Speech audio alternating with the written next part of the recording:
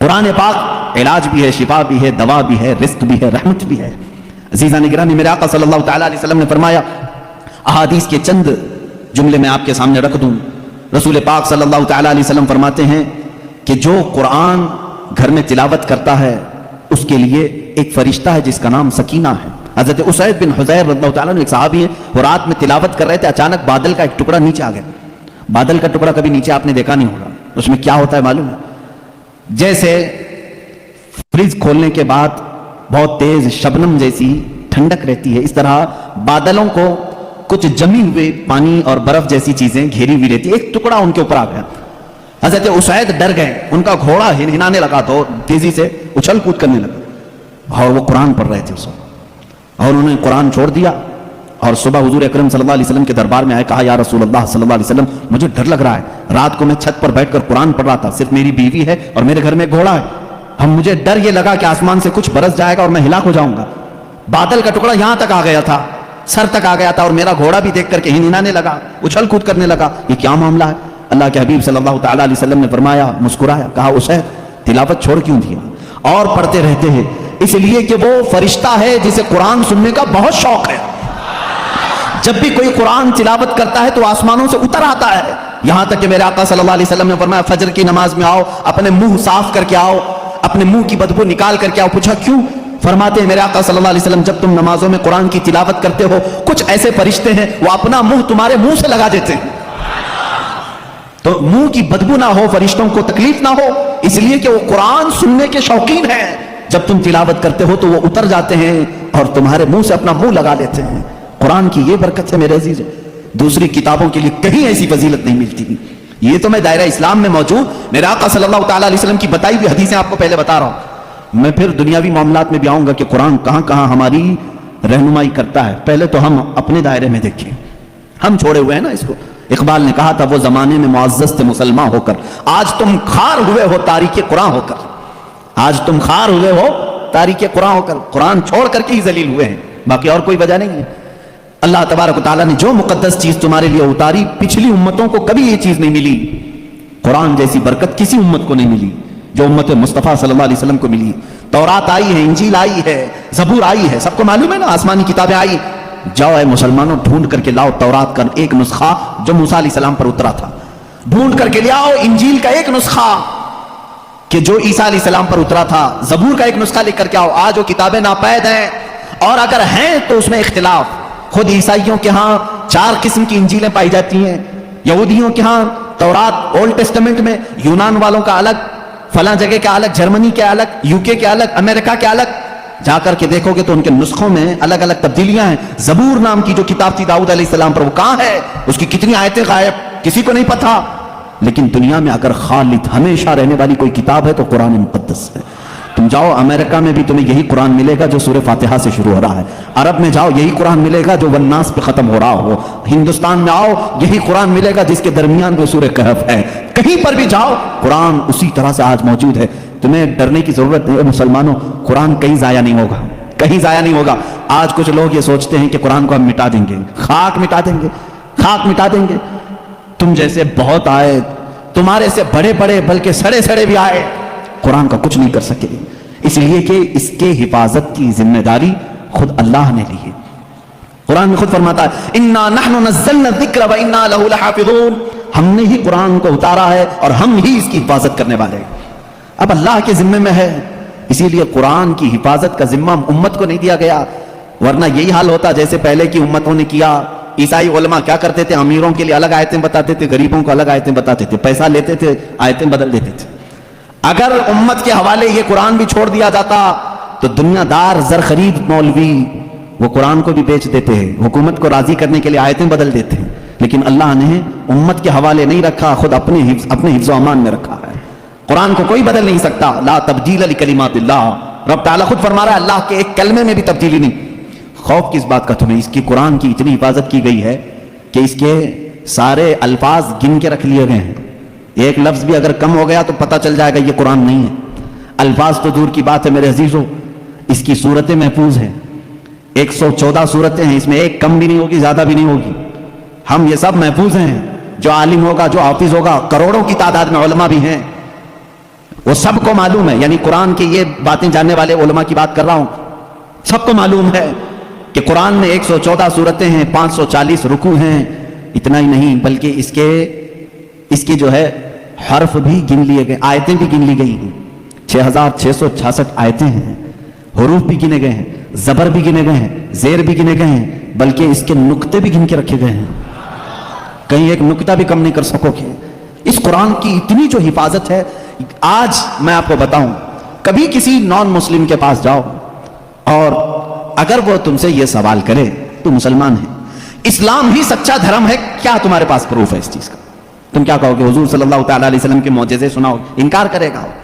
میرے آقا صلی اللہ تعالیٰ علیہ وسلم نے چاند کے 2 ٹکڑے فرمائے, سورج کو پلٹا دیا, بہت سارے معجزے ہیں. وہ کہے گا میں نہیں مانتا ان چیزوں, وہ اس زمانے میں تھے, میں کہاں دیکھا ہوں. اگر تم اس کے سامنے اسلام کی عظیم فتوحات کو دکھاؤ گے, وہ کہے گا میں نہیں مانتا, یہ سب کہانیاں ہوں گی, ہمارے بھی بھگوانوں کے ذکر اس طرح سے کیے گئے ہیں, اسی طرح کی باتیں ہمارے پاس بھی موجود ہیں. ہر کوئی کہے گا. تمہارے پاس اگر اپنے حق ہونے کی کوئی علامت آج بھی موجود ہے تو صرف قرآن پاک ہے. اسے کہو میرے سچے مذہب پر اور اچھے مذہب پر قائم ہونے کی سب سے بڑی دلیل, سب سے بڑا پروف قرآن ہے, لا کر کے دکھاؤ. اس طرح کی کوئی دوسری کتاب کسی کے پاس ہو, کم سے کم 1400 سال سے جو محفوظ چلی آ رہی ہے دنیا میں, کسی لیبارٹری میں بھی, کسی لائبریری میں بھی اتنی پرانی کوئی کتاب آج محفوظ موجود ہے ہی نہیں. یہ میری بات نہیں, ساری دنیا کا جو دوسرے ریلیجن سے تعلق رکھتے ہیں ان کا بھی یہی قول ہے کہ قرآن سے زیادہ محفوظ اس دنیا میں اب کوئی چیز نہیں رہ گئی. اس کی حفاظت کو اللہ نے اس طرح سے ترتیب دے کر فرمایا ہے کہ مسلمان اپنے بچوں کو حافظ قرآن بناتے ہیں اور اس کی حفاظت میں لگے ہوئے ہیں. اللہ تعالیٰ نے سینوں کو چنا ہوا ہے اس قرآن کی حفاظت کے لیے. خیر میرے عزیزوں, احادیث کریمہ میں یہ ہے, حضور اکرم صلی اللہ تعالیٰ علیہ وسلم فرماتے ہیں قیامت کے دن ایک بندہ آئے گا جو قرآن تلاوت کرتا تھا, اس کے حساب کی باری آئے گی تو رب تعالیٰ اس سے فرمائے گا اقرأ القرآن ورتقی ورتل, اے بندے قرآن یہاں پر بھی پڑھ جیسے دنیا میں پڑھتا تھا, جیسے تو قرآن پڑھتا تھا یہاں پر بھی پڑھ, اور جب تک وہ پڑھتا رہے گا رب تبارک تعالیٰ فرماتا ہے ورتقی ورتل, ایک آیت پڑھ ایک درجہ اوپر, دوسری آیت پڑھ دوسرا درجہ اوپر, تیسری آیت پڑھ تیسرا درجہ اوپر. جنت میں وہ درجے طے کرتا جاتا رہے گا, جہاں جا کر کے وہ قرآن کی تلاوت ختم کرے گا کہا جائے گا یہی تیرا درجہ ہے. میرے آقا صلی اللہ تعالیٰ علیہ وسلم سے پوچھا گیا کہ کیا یہ قرآن جب تک وہ تلاوت کرتا رہے گا اس کے درجے بلند ہوتے رہیں گے؟ حضور اکرم صلی اللہ علیہ وسلم کی حدیث میں, ہاں میں نے جنت میں دیکھا ہے قرآن کی تلاوت کرنے والوں سے اوپر کسی کا درجہ آیا ہی نہیں, کیونکہ یہ تلاوت کرتے کرتے, کیونکہ جو کچھ بھی جنت حاصل کرنے کا آپشن ہے نا وہ دنیا میں ہی تو ہے. تم اتنی نمازیں پڑھو تو یہ جنت ہے, اتنے روزے رکھو تو یہ جنت کا دروازہ تمہارے لیے, حج کرو تو یہ جنت کا دروازہ تمہارے لیے. سارے آپشن جنت حاصل کرنے کے دنیا میں ہیں, یہ دارالعمل ہے, مرنے کے بعد عمل ختم ہو جائے گا, لیکن قیامت میں صرف ایک عمل ہے جس کو پھر رب تعالیٰ ریپیٹ کروائے گا. وہاں نہیں کہا جائے گا نماز پھر سے پڑھ کے دکھا, حج کر کے دکھا, روزہ رکھ کے دکھا, ختم ہو گئے اعمال. لیکن قرآن پڑھنے والے کو کہا جائے گا اب بھی چاہتا ہے تو پڑھ اور اوپر چل اور بڑھتا جا. تو جس کو قرآن آتا ہوگا وہ پڑھتا جائے گا اور درجے طے کرتا جائے گا. یہ فضیلتیں میرے آقا صلی اللہ تعالیٰ علیہ وسلم نے سنائی, اور یہ جو حدیثیں میں ذکر کر رہا ہوں متفق علیہ اور صحیح احادیث آپ کے سامنے ذکر کر رہا ہوں. یہاں تک کہ حضور اکرم صلی اللہ تعالیٰ علیہ وسلم کی ایک حدیث ہے, قیامت کے دن وہ بچے جنہوں نے قرآن کو اپنے سینے میں رکھا تھا وہ بلائے جائیں گے, اللہ کا کلام یاد کیا, تو جب وہ آئیں گے تو رب تبارک و تعالیٰ ان بچوں کو بعد میں فرمائے گا ان کے والدین کے سر پر پہلے تاج رکھا جائے. البس والداہ تاجا یوم القیامت, رسول کریم صلی اللہ علیہ وسلم فرماتے ہیں قیامت کے دن ایسا تاج پہنایا جائے گا جس سے سورج کی روشنی بھی پھیکی پڑے. اہل محشر پوچھیں گے یہ کیا نبی ہیں, یہ صدیق ہیں, یہ کون ہے؟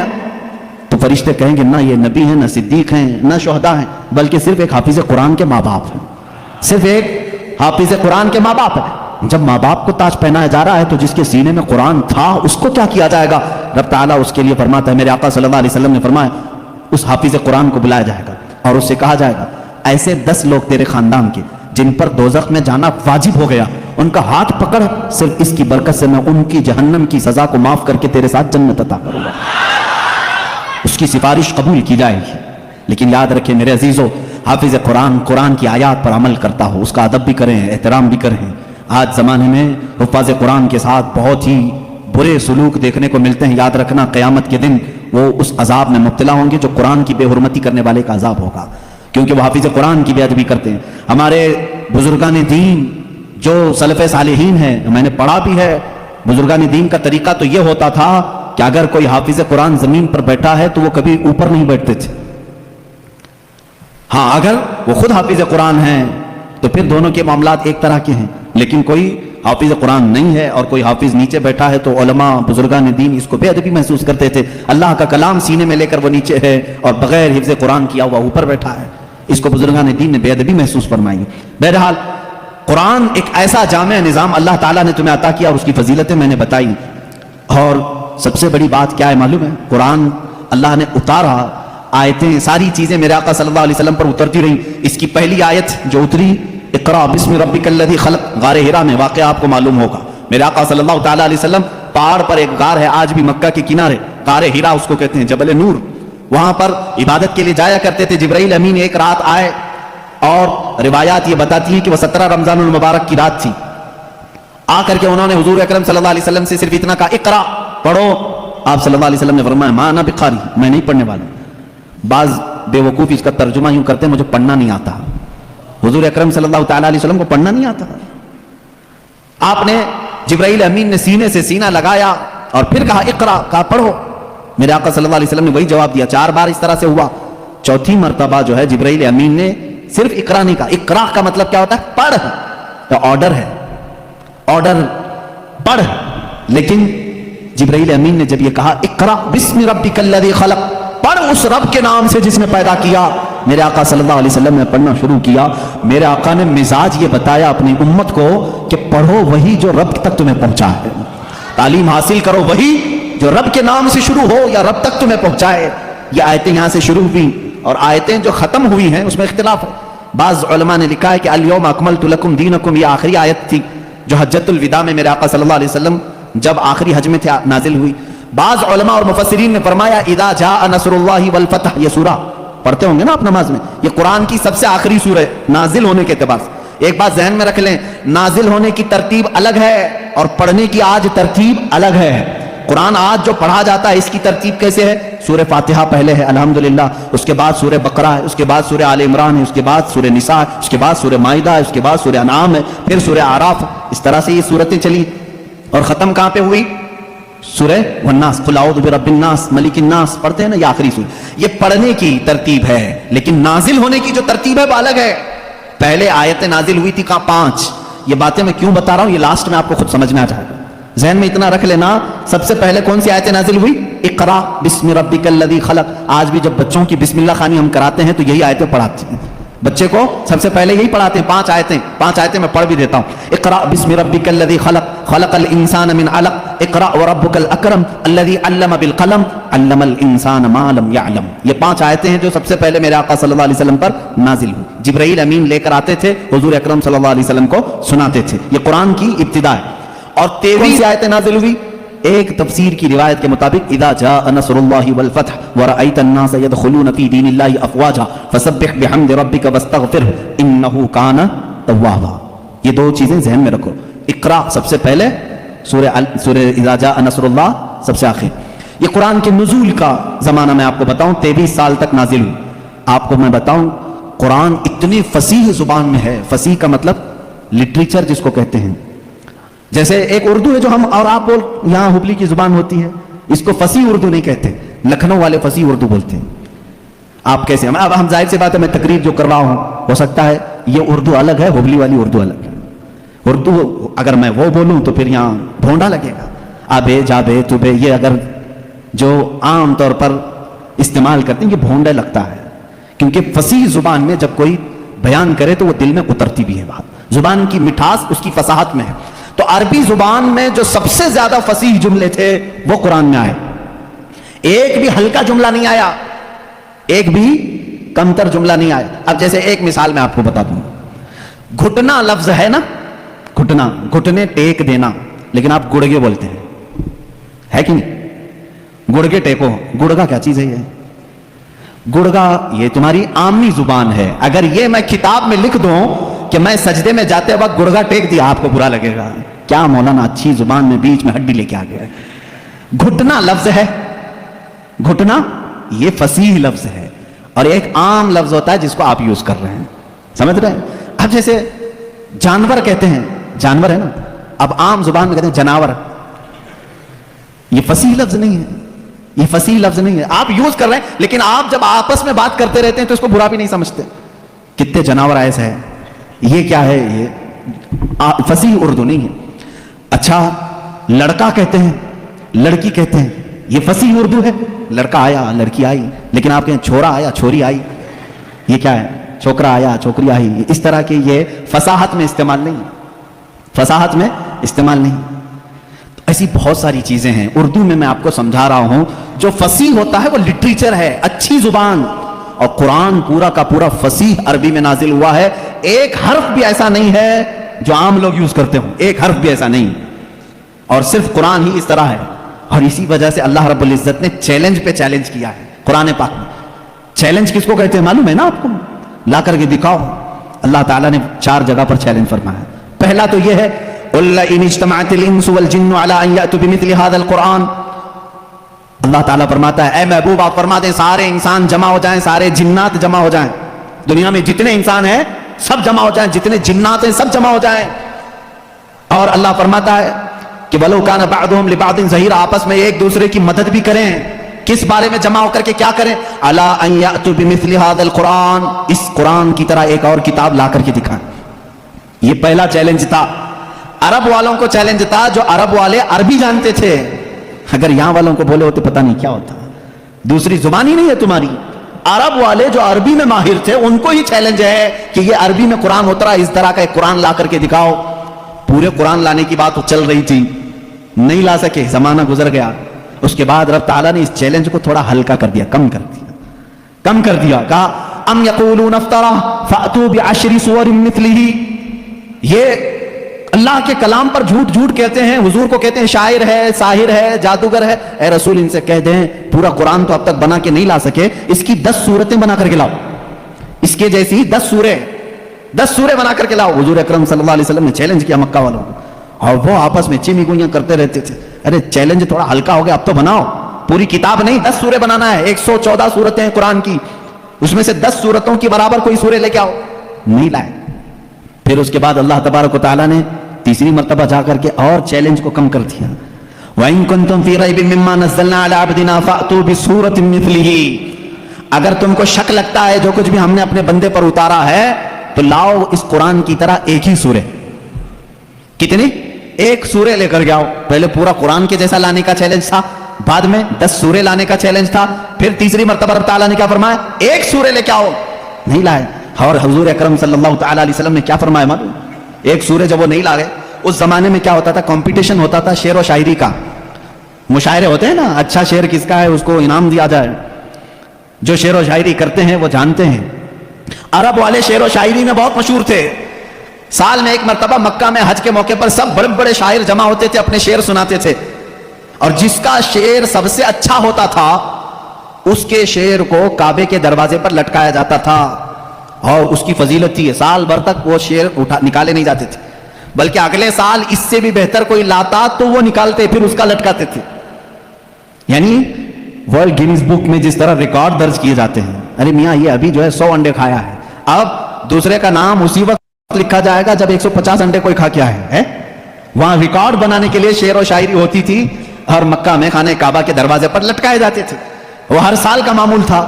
ایک سال میرے آقا صلی اللہ تعالی علیہ وسلم نے لکھا انا اعطیناک الکوثر فصل لربک وانحر ان شانئک هو الابتر. 3 آیتیں ہیں، ایک چھوٹی سورہ ہے. لے جا کر کے میرے آقا صلی اللہ علیہ وسلم نے خانہ کعبہ کے دروازے پر لٹکایا.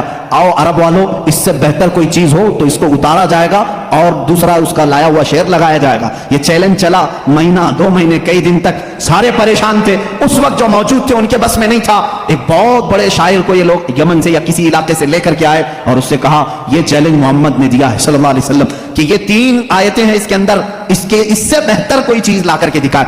آپ کو سمجھ میں نہیں آئے گا یہ 3 چیزیں بنانے میں کیا دقت ہے. میرے عزیزو یہ صرف 3 آیتیں نہیں ہیں. جب اس کے حروف کو جوڑ کر کے دیکھا جائے تو یہ زبان جاننے والے جانتے ہیں کہ اس کے فائدے کیا کیا ہیں. وہ بڑا شاعر آیا جو بات بھی شعر و شاعری میں کرتا تھا. اگر وہ پوچھتا کسی سے آپ خیریت سے ہیں تو شعر سے ہی پوچھتا تھا. اگر اس سے آپ پوچھتے کھانا کھائے جواب بھی شعر میں دیتا تھا. وہ آیا جب اس نے دیکھا کہ خانہ کعبہ پر یہ 3 چیزیں لٹکائی گئی ہیں، انا اعطیناک الکوثر فصلی لربک وانحر ان شانئک ھو الابتر، اسے کہا گیا جواب لکھو اس کا، تو اس نے اپنے ایک ٹکڑے میں لکھا ما ھذا کلام البشر، یہ بشر کا کلام ہو ہی نہیں سکتا، میں کیا جواب دوں، یہ بشر کا کلام ہو ہی نہیں سکتا، وہ چلا گیا۔ یہ چیلنج چلتا رہا، کوئی نہیں لا سکا قرآن کے مثل۔ اور آپ کو میں بتاؤں مزاح کا خیز بات، بہت مرتبہ مسیلمہ کذاب ایک ایسا شخص تھا جو اپنی الگ شریعت چلانا چاہتا تھا، حضور کے علاوہ اپنے آپ کو نبی کہنا چاہتا تھا۔ اس سے لوگوں نے کہا کہ محمد صلی اللہ تعالیٰ علیہ وسلم وہ نبی ہیں، ان پر قرآن کی آیتیں اترتی ہیں، تو بھی تو لے کے آ، تیرے پاس کہاں ہے کتاب؟ جیسے قادیانی کو بھی کہا گیا تھا، غلام مرزا قادیانی جو ہے، یہ مرزا غلام احمد قادیانی جو پنجاب کا تھا، اس نے بھی نبی ہونے کا دعویٰ کیا تھا، اس کا بھی وہی حشر ہے جو مسیلمہ کذاب کا تھا۔ جھوٹے نبوت کے دعوے دار دجال ہوتے ہیں، یاد رکھو۔ میرے آقا صلی اللہ علیہ وسلم خاتم النبیین ہیں، آپ کے بعد کوئی نبی نہیں ہوگا۔ لیکن وہ مسیلمہ کذاب نے جب یہ کہا، کوئی اس سے جب لوگوں نے کہا تیرے پاس کہاں ہے آیتیں، ہونا چاہیے ویسے قرآن کی جیسے محمد صلی اللہ علیہ وسلم کے پاس آتی ہیں، کہا میں بھی بنا کر کے لاتا ہوں، میرے پاس بھی آتے ہیں۔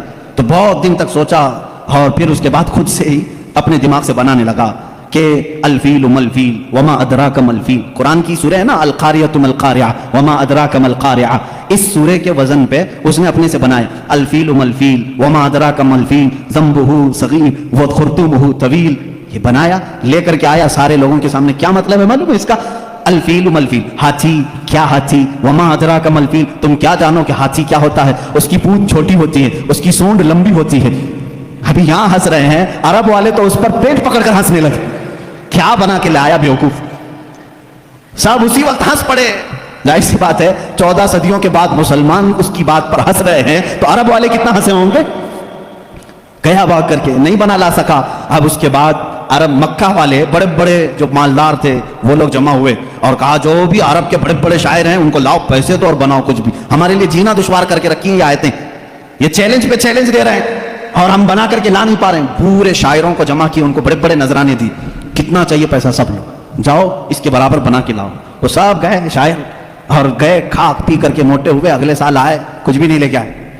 سال بھر ہو گیا، پورے سیٹوں نے پھر کہا لائے نہیں، کہا نہیں بن ہی نہیں پایا، تھوڑے اور پیسے دے دو اگلے سال بنا کے لائیں گے۔ پھر پیسے ان کے اکاؤنٹ میں جمع ہوئے ہوں گے اس زمانے میں جو بھی اکاؤنٹ رہا ہو، پھر دیے، جیسے آج شاعروں کو پہلے اکاؤنٹ میں ڈالنا پڑتا ہے، اس لیے میں لفظ اکاؤنٹ کا ذکر کر رہا ہوں۔ ان کو اور پیسے دیے، پھر پیسے لیے اور گئے، جا کر کے دوسرے سال اب ظاہر سی بات ہے اب تو مار کھاتے نہیں لاتے پیسے، پچھلے سال کے بھی بقایا تھے، اس سال بھی تھے۔